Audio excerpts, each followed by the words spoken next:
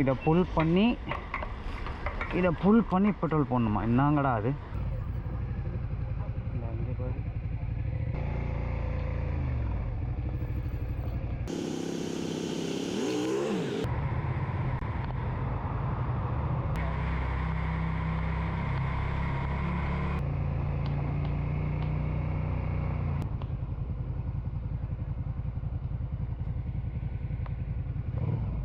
பார்க்கிங்கே கிடைக்கல இங்கே. Bike park பண்ணுறதுக்கு, கார் பார்க் பண்ணுறதெல்லாம் பகல் கொல்ல போல இருக்குது.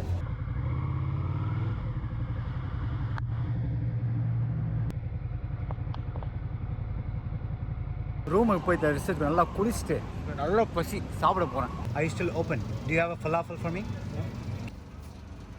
He's a nice guy.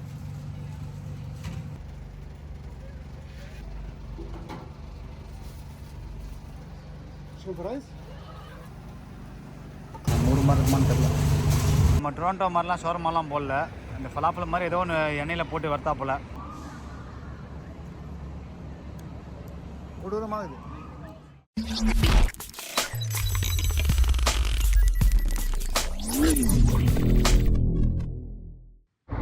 போதுன்ற அளவுக்கு நான் வந்து பைக்கை ஓட்டிட்டு சரி ஹாலண்ட் முன்னாடி போய் கொஞ்ச நேரம் ரெஸ்ட் எடுத்தேன். அந்த பிரிட்ஜை எட்டி பார்த்தா இந்த தமிழ் படங்களில் வர க்ரைம் சீன் லொக்கேஷன் மாதிரி இருந்துச்சு. சரி ஓகே வாங்க போவோம் அப்படின்னு சொல்லிட்டு பைக்கில் ஏறி பார்க்குறதுக்கு முன்னாடி அந்த இடத்துல குப்பையெல்லாம் பார்த்தீங்களா? ஆஹா, அமெரிக்கா நம்மளை பயங்கரமாக வரவேற்குது அப்படின்னு சொல்லி அங்கேருந்து கிளம்பி போனேன். ஆரம்பத்துலேருந்தே அந்த ஹாலண்ட் டனல் எங்கேருந்து தெரியல. பட் இங்கேருந்து போகிறதுக்கு முன்னாடி அவ்வளோ டிராஃபிக் இருந்துச்சு. இது வேறையா அப்படின்னு நினச்சி நான் வந்து கிட்டே போனேன். அங்கே தெரியுதா தூரத்தில்? அதுதான் வந்து ஹாலண்ட் டனல். அதாவது நியூ ஜெர்சியும் நியூயார்க்கை கனெக்ட் பண்ணுற ஒரு டனல். அதுதான் இங்கே வந்து குறைஞ்சது ஒரு மணி நேரமாவது வெயிட் பண்ணணும் லைனில். இங்கே ஒன்றும் டிராஃபிக் இடிச்சிட்டான்னு நினைக்கிறேன். எங்கேருந்தா இவ்வளோ வண்டி வரும்னு தெரில, அவ்வளோ வண்டிங்க வந்துக்கிட்டே இருக்குது. நானும் முன்னாடி போகிறேன் என் முன்னாடி வண்டிங்க நின்றுக்கிட்டே இருக்குது. இது என்னடா இது, நம்ம ஊரோட டஃப் பயங்கரமாக கொடுக்குறாங்க இவங்க அப்படின்னு நினச்சிட்டே இருந்தேன். இந்தியா தான் நான் பயங்கர டிராஃபிக் நினச்சேன். ஆனால் இங்கே பின்னி எடுத்துனா இங்கே போங்க. ஒவ்வொரு காலையும் நவரும் போது எனக்கு ஒரே ஆச்சரியம். இங்கே போது நம்ம ஊரோட மோசமாக போடுறாங்க. நாம தான் மோசம்னு பார்த்தா அமெரிக்காக்காரங்க அதோட மோசம் போல இருக்குதுப்பா.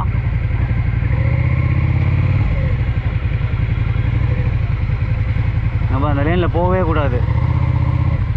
ஃபயர் லேன் அது, அதாவது ஃபயர் ட்ரக்லாம் போகிறது அந்த லேனு.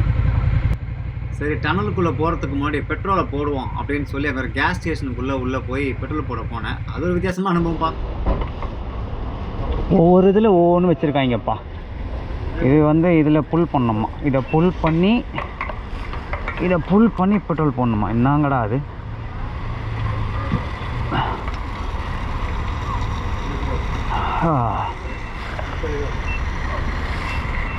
டேங்கை ஃபுல் பண்ணிவிட்டு மறுபடியும் இந்த ஹாலண்ட் டனல் போகிறதுக்காக மெயின் ரோடுக்குள்ளே வந்தேன். ஒரு வழியாக அந்த ஹாலண்ட் டனல் வந்து ரொம்ப பக்கத்தில் தெரிஞ்சுது. இருந்தாலும் லெஃப்ட் அண்ட் ரைட்டில் வந்து டிராஃபிக் வந்து பெருசாக குறைஞ்ச மாதிரி தெரில. ரைட் எக்ஸிட் போல இருக்குது. அதனால் அங்கே கொஞ்சம் காலியாக இருந்துச்சு. லெஃப்ட்டு ஸ்ட்ரெயிட்லாம் பார்த்தீங்கன்னா டிராஃபிக் வந்து கொஞ்சம் கூட குறையாது. அந்த ஹாலண்ட் டனல் கிட்ட போகிற வரைக்கும் அந்த டிராஃபிக் இருந்துட்டு தான் இருந்துச்சு.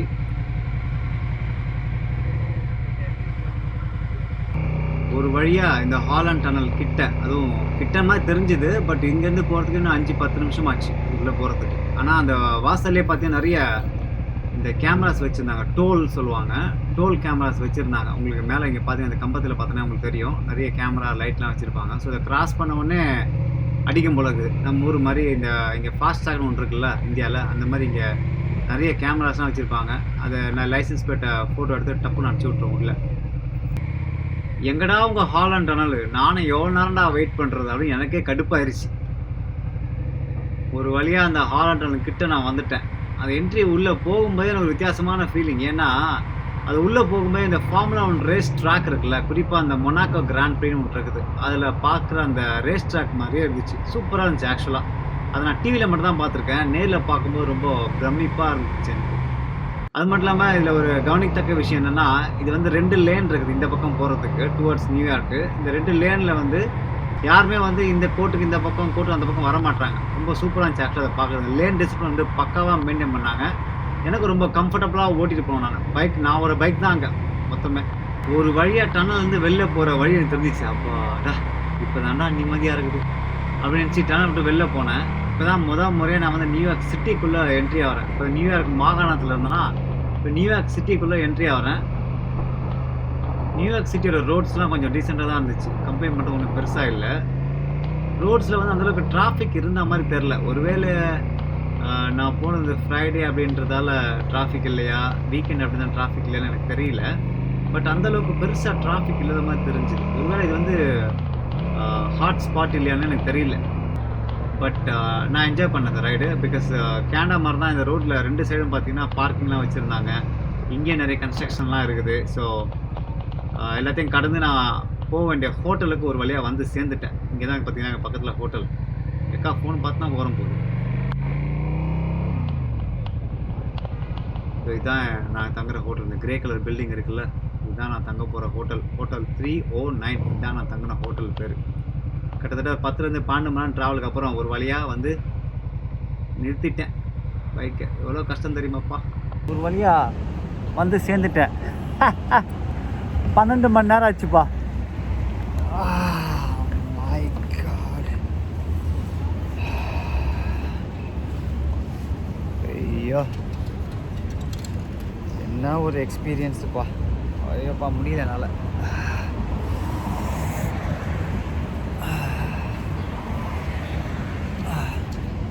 கிட்ட 12 மணி நேரம். ஐயோ வேற லெவல். மழை தான் வந்து கெடுத்து விட்டுச்சுப்பா. மழை வந்து பின்னி எடுத்துச்சு நம்மளை. கழுத்தெல்லாம் செம வலி. ஏன்னா அந்த வண்டியில் வந்து இது இல்லையா, அது பேர் என்னது, வண்டியில் அந்த விண்ட்ஷீல்டு இல்லை முன்னாடி அந்த காண்டி, அது இல்லாதனால ஃபுல் காற்று என் மண்டை இருக்குது. கழுத்து அப்படியே ஃபோர்ஸ் பண்ணதில்ல பின்னாடி செம வலி. போகிறப்ப எப்படி போகிறோன்னு தெரில. அப்புறம் முது லைட்டாக வலிக்குது, காலெல்லாம் பிடிச்சிது. போய் நல்லா ட்ரெஸ்லாம் இதெல்லாம் ஃபுல்லாக கொஞ்சம் ஓரளவு காஞ்சிச்சு காற்றுல. New York I'm here. இதுக்கப்புறம் தான் மெயின் பிக்சரே தொடங்குச்சு. ஹோட்டலுக்கு போய் கேட்டால் பைக் பார்க்கிங் இடம் இல்லைன்ட்டாங்க. சரி பைக் பார்க்கிங் தேடிக்கிட்டே இருக்கேன். எவ்வளோ நேரம் சுற்றணும் தெரியுமா பைக்கில். பார்க்கிங்கே கிடைக்கல. இங்கே பைக் பார்க் பண்ணுறதுக்கு, கார் பார்க் பண்ணுறதெல்லாம் பகல் கொல்லை போல இருக்குது. கேனடா மாதிரி தான் இங்கேயும் ஃபுல் கொல்லை. நான் 4 தெரு சுற்றி வந்துட்டேன். பார்க்கிங்க்கு இடமே இல்லைப்பா. ஒரு பைக் பார்க்கிங் கூட நல்லா பண்ண முடியலன்னா பார்த்துங்க. இன்னும் எவ்வளோ நேரம் சுற்றணும் தெரியலையே பைக் பார்க்கிங்க்கு. நீங்கள் பார்த்தீங்களா, ½ ஹவருக்கு $10. டேய் நான் கேனடா தான் மிகப்பெரிய கொள்ளைக்காரன்னு பார்த்தேன். இவனுங்க அதை விட ஒரு ஸ்டெப்புக்கு மேலே போயிட்டானுங்க. அப்புறம் அங்கே உள்ளே பார்த்தேன் ரேட் போட்டிருக்குல்ல. 1 மணி நேரத்துக்கு வந்து கிட்டத்தட்ட $25. ஒரு நாளைக்கு $41. அப்போ 2 நாளைக்கு ஒன்று நான் வந்து $85 கட்டணும்.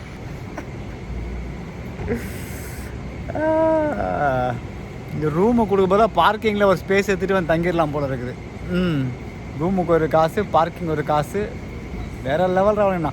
நம்ம ஊர்லாம் எவ்வளோ தெய்வங்கள்.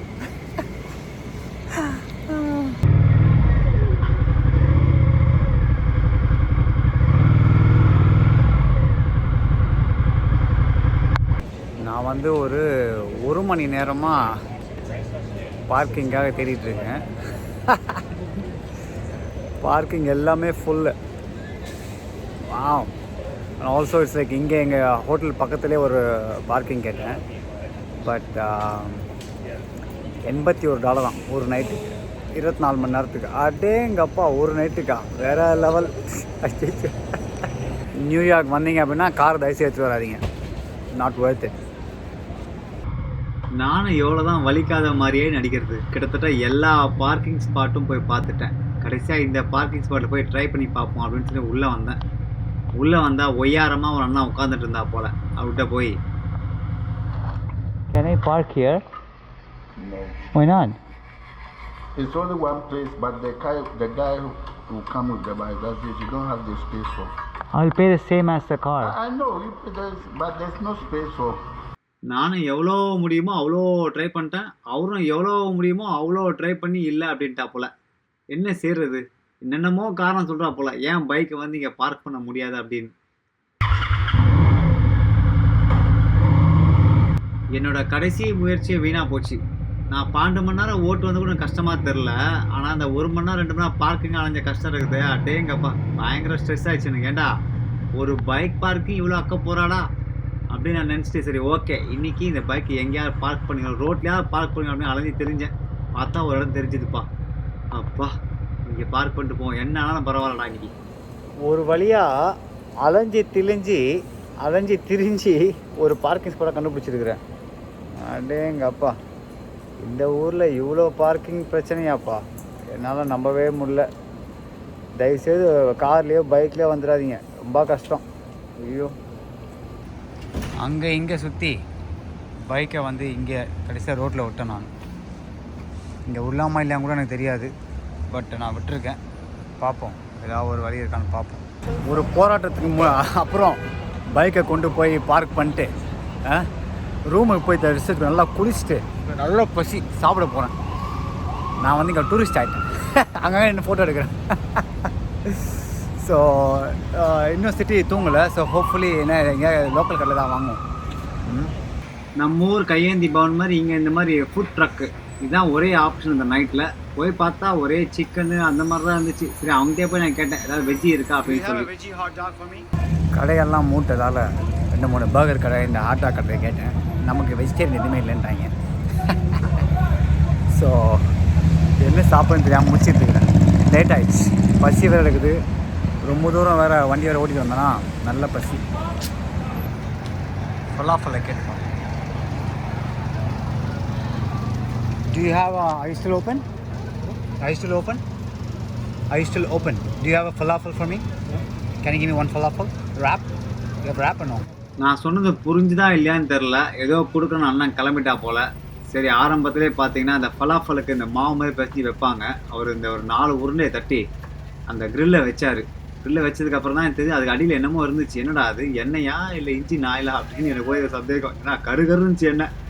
எனக்கா இதிலே வைக்க போகிறாருன்னு மனசுக்குள்ளே ஒரு கேள்வி வேறு. சரி என்ன தான் பண்ணுறோம் அப்படியே வெயிட் பண்ணி பார்ப்போம் அப்படின்னு வெயிட் பண்ணிட்டு இருந்தேன். அந்த எண்ணெய் கொஞ்சம் கொதிக்கணும் போல இருக்குது, அதனால் அவர் வெயிட் பண்ணிட்டு இருந்தார். அப்போ தான் அந்த சம்பவம் நடந்துச்சு. அவர் அந்த உருண்டையை தூக்கி அந்த இன்ஜின் ஆயில் மாரி இதில் ஒன்று விட்டார்ப்பா. மனசெல்லாம் அப்படியே வெடிச்சு போச்சு. ஆஹா இதே நம்ம சாப்பிட்ணும் அப்படின்னு எத்தனை வருஷம் ஆச்சு வந்து எண்ணெயை மாற்றி அப்படியே மனசுக்குள்ளேயே நான் கேட்டுக்கிட்டு இருந்தேன். நம்மளை இந்த கடைக்குள்ளேயே விட்டார் ரெக்கார்ட் பண்ணிக்க சொல்லி. நான் அவர் வந்து ஷூட் பண்ணேன். நமக்காக ஃப்ரெஷ்ஷாக பண்ணுறாரு நைட்டு பார்க்கணும். Nice K, is a nice K. அந்த ஃபலாஃபலை ரெடி பண்ண ஆரம்பித்தார். ப்ரெட் எடுத்து வச்சார், அதுக்கு மேலே கார்லிக் சாஸு போட்டார். அதுக்கப்புறம் எந்த சாஸ் தம்பி உனக்கு வேணும் அப்படின்னு என்கிட்ட கேட்டார். நான் ஒரு ஹாட் சாஸ் அப்படி சொன்னேன், அதை தூக்கி அதில் போட்டார். அதுக்கப்புறம் வேறு என்ன சாஸ் ஒன்று என்கிட்ட மறுபடியும் கேட்டார். சரி எதாவது மஸ்டர்டு போடுங்கண்ணே அப்படின்னேன். சரி மஸ்டர்ட் சாஸையும் அதில் தெளிச்சா போல். அப்புறம் நம்ம என்றைக்குமே வந்து இந்த கெச்சப் வந்து எனக்கு கொஞ்சம் பிடிக்கும், அதனால் அடுத்து கொஞ்சம் கெச்சப்பையும் போடுங்க அப்படின்னு சொல்லி லைட்டாக கெச்சப்பையும் தட்டி விட்டா போல். அப்புறம் அந்த இடத்து கொஞ்சம் நம்ம காய்கறி வச்சா போல், கொஞ்சம் லெட்டஸு, ஆனியன்னு, அப்புறம் க்ரீன் பேப்பர், பெல் பேப்பர் இது எல்லாமே வச்சாரு. வச்சுட்டு அதுக்குள்ளே அப்புறம் அந்த உருண்டை எடுத்து வச்சா போல் தான் நீங்கள் பார்க்க போகிறீங்க. அது உள்ளே அந்த எடுத்து அந்த உருண்டை எடுத்தா போல். ஆஹா ரைட்ரா இன்றைக்கி நமக்கு ஏதோ செய்ய போகுது அப்படின்னு நினச்சிட்டே இருந்தேன். கொஞ்ச நேரத்தில் அவர் எடுத்து 4 உருண்டை எடுத்து நம்மளோட ஃபலாஃபலில் வச்சா போல். பார்க்க நல்லா தான் இருந்துச்சு. அந்த எண்ணெய் தான் வந்து பார்க்கறது சும்மா கொமாட்டிக்கிட்டு வந்துச்சு. என்ன போட்டு தரேன் நம்ம 3 மாதிரி இருக்குமான்னு தெரியல. Thank you so much. இதில் பார்த்தீங்கன்னா ஒன்றுமே இல்லை, நம்ம டொரண்டோ மாதிரிலாம் ஷோரமாலாம் போடல. இந்த ஃபலாஃபல் மாதிரி ஏதோ ஒன்று எண்ணெயில் போட்டு வறுத்தா போல். வறுத்துட்டு கொஞ்சம் லெட்டிஸும் கொஞ்சம் ஆனியனும் போட்டு கொஞ்சம் சாஸை போட்டு கொடுத்தாரு. எப்படி இருக்கும்போது தெரில, சாப்பிட்டு பார்ப்போம்.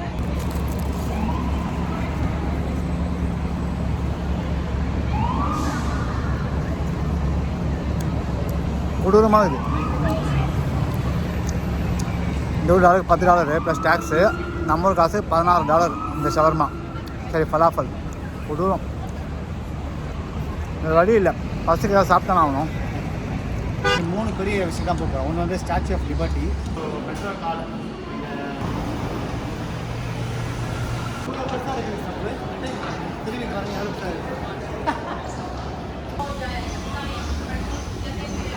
Hi, what's up?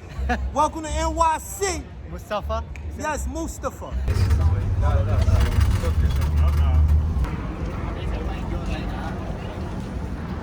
நியூயார்க் வந்து நான் சரியாகவே சாப்பிடுவேன். ஒரு வழியா அப்படி ஸ்கிப் பண்ணி வந்துட்டோம் இல்லை.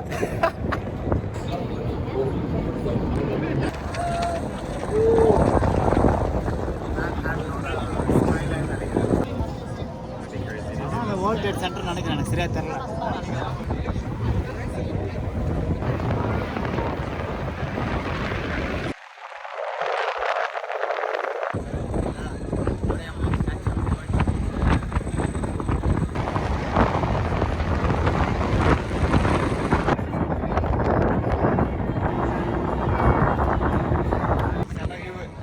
நல்ல வெதர், பெஸ்ட்டாக தான். All right. L. G. Good. Nice to meet you.